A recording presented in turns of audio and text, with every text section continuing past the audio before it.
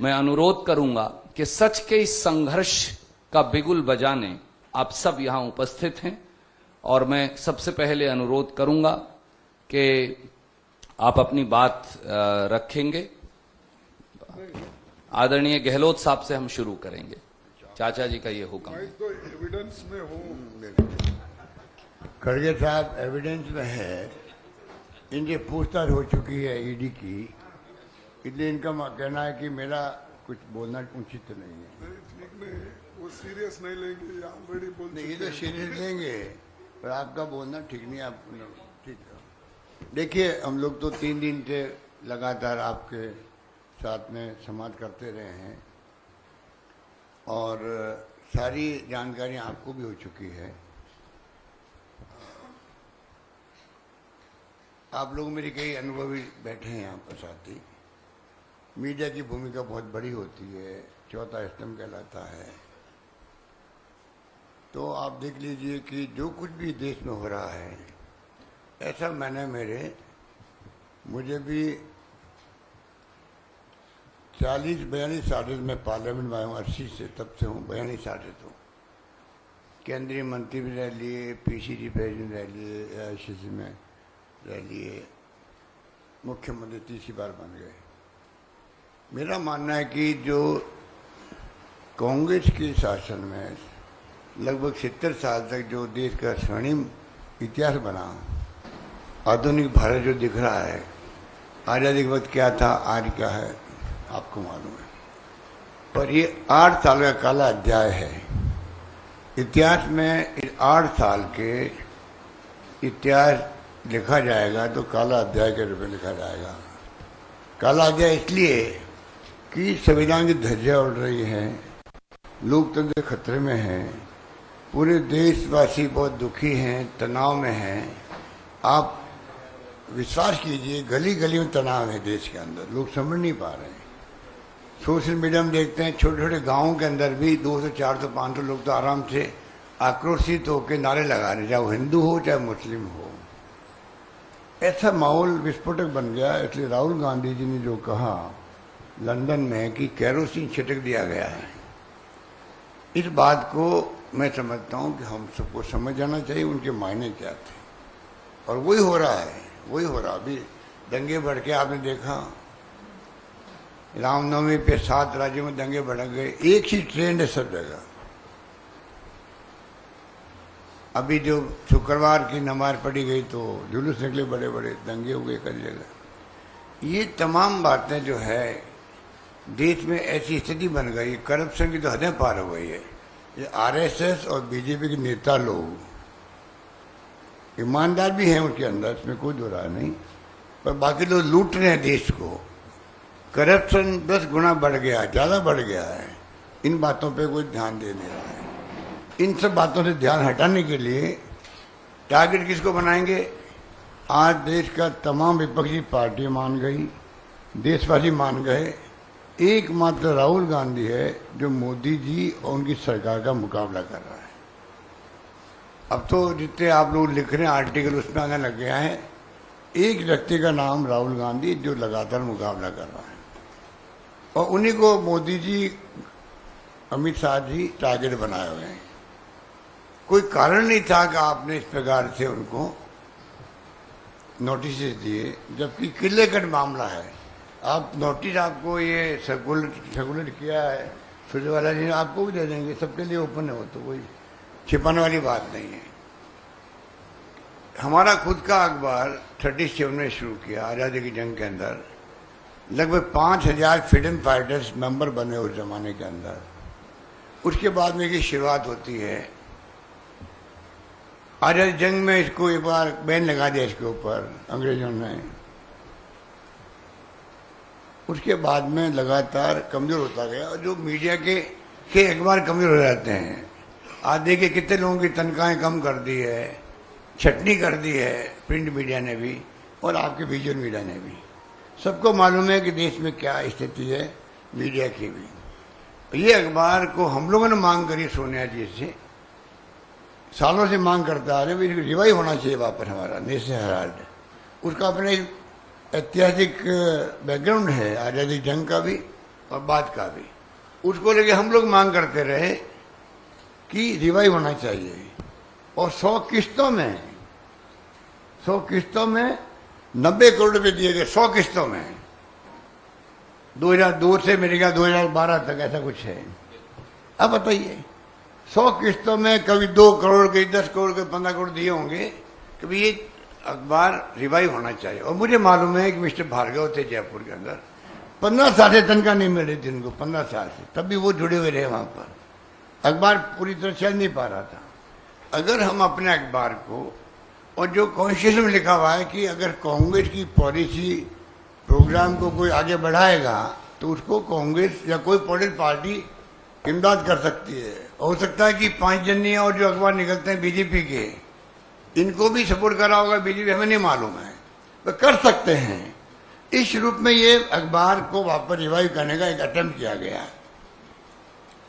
Non profitable committee बनाई गई जिसमें 1 रुपया भी, जो डायरेक्टर है उसके अंदर, जिसमें सोनिया जी भी आती है, राहुल जी भी आते हैं, 1 रुपया भी लाभांश का ले नहीं सकते। वो कानून ही ऐसा है, लिक्विडेट भी हो जाती अगर मान लीजिए यंग इंडिया, तब भी प्रॉपर्टी एजीएल के नाम से है।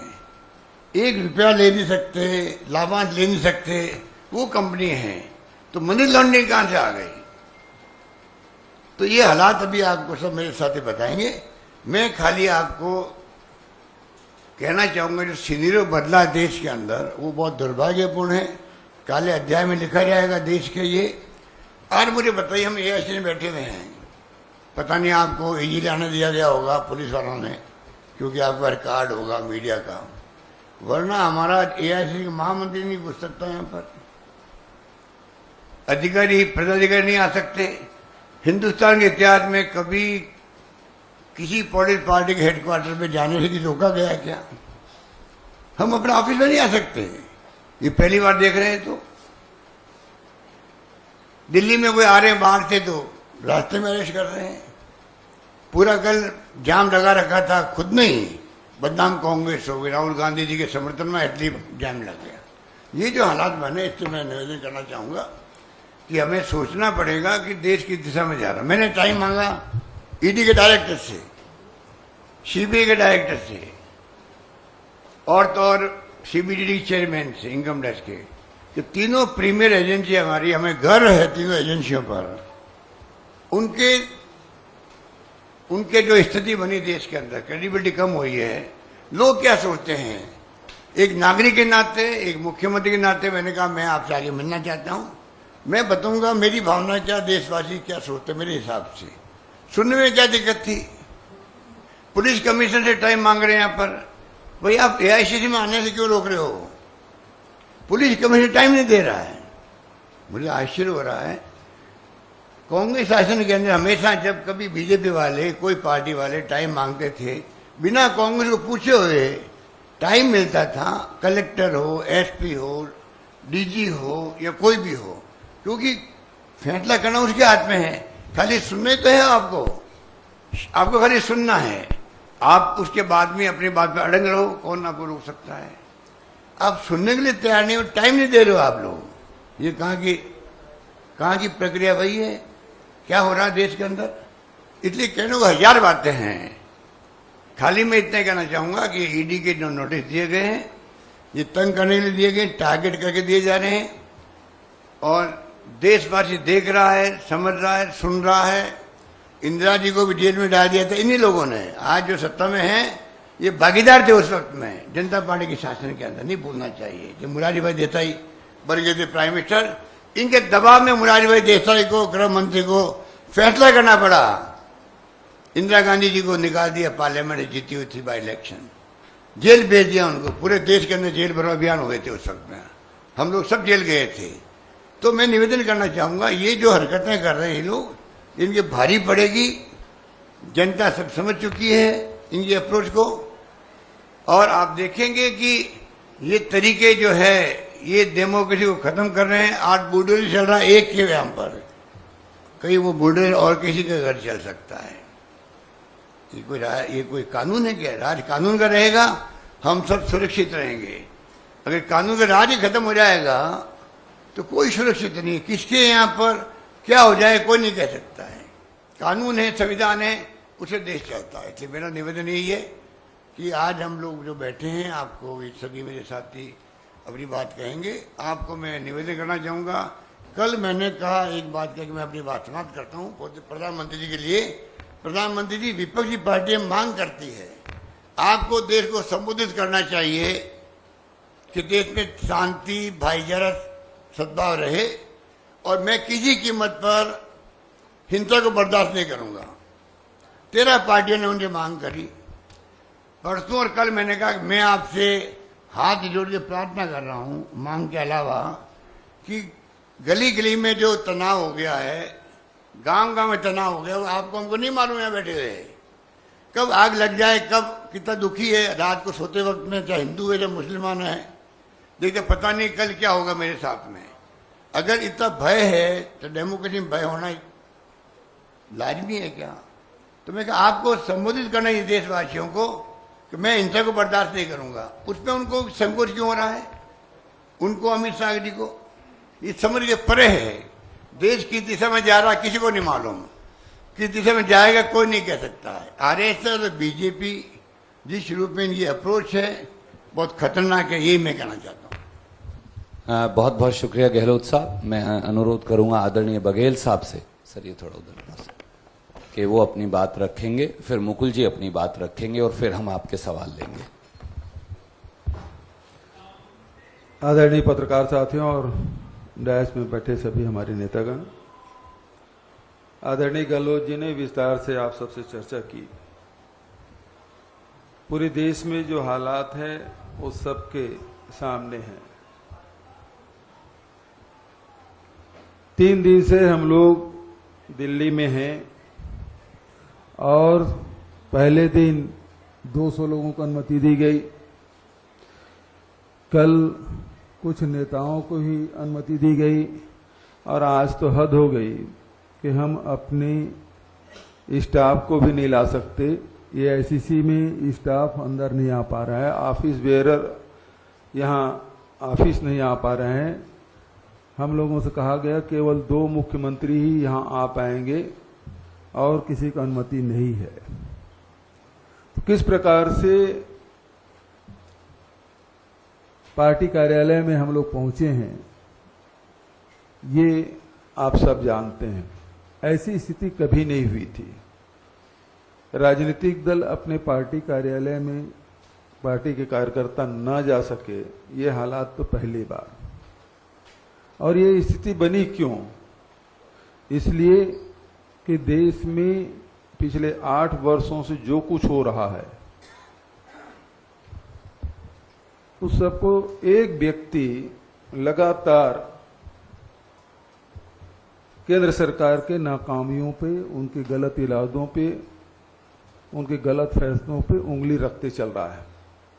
वो राहुल गांधी जी, चाहे भूमि अधिग्रहण बिल की वापसी का मामला हो, चाहे नोटबंदी का हो, जीएसटी का हो, चाहे वो लॉकडाउन लगाने की स्थिति हो, चाहे वैश्विक महामारी की तैयारी के संदर्भ में हो, चाहे देश में बढ़ रहे बेरोजगारी, महंगाई की बात हो, अन्नदाताओं को जो उनको मेहनत की कीमत नहीं मिल रहा हो, इन सब मामलों पे लगातार, चाहे देश के सीमा की सुरक्षा का मामला हो, यहाँ के भारत की भूमि को जिस प्रकार से कब्जा कर रहे हैं, उन सब मामलों पे लगातार राहुल जी आवाज बुलंद कर रहे हैं। ऐसी स्थिति में जब देश में महंगाई बढ़ रही है, बेरोजगारी बढ़ रही है, तो इन लोगों ने तय किया कि एक इस व्यक्ति को दबा दिया जाए, इस व्यक्ति को परेशान किया जाए, तो हमारे खिलाफ कोई बोल नहीं पाएगा। आप यहाँ पर कांग्रेस की प्रेस कॉन्फ्रेंस सुन रहे हैं। अभी अशोक गहलोत को सुना, भूपेश बघेल बोल रहे हैं। साफ तौर पर कांग्रेस का कहना है कि बहुत हैरानी की बात है, ऐसा कभी नहीं हुआ कि कांग्रेस दफ्तर में घुसने के लिए उन्हें इतनी मशक्कत करनी पड़ी, उनके कार्यकर्ता नहीं जा पा रहे, महामंत्री नहीं जा पा रहे, और ये खुद 2 मुख्यमंत्री हैं छत्तीसगढ़ के, राजस्थान के, वो ये बात कह रहे हैं। साथ ही उन्होंने कहा कि राहुल गांधी जो है एकमात्र शख्स है जो कि मोदी सरकार के से सवाल पूछने की हिम्मत रखते हैं, जिसके कारण इस तरह की ईडी द्वारा ये कार्रवाई की जा रही है।